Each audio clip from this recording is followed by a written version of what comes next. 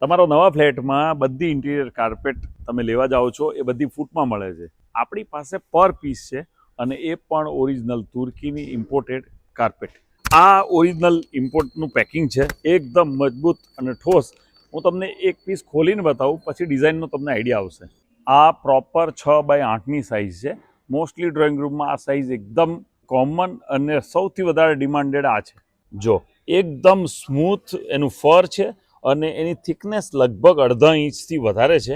અને આ જુઓ, આ જે બેક સાઈડ છે ને, એકદમ ઠોસ કપડું છે. અને આ છે ને હાઈટેક મશીનની અંદર વિવિંગ થયેલી છે. આ કોઈ હેન્ડમેડ નથી.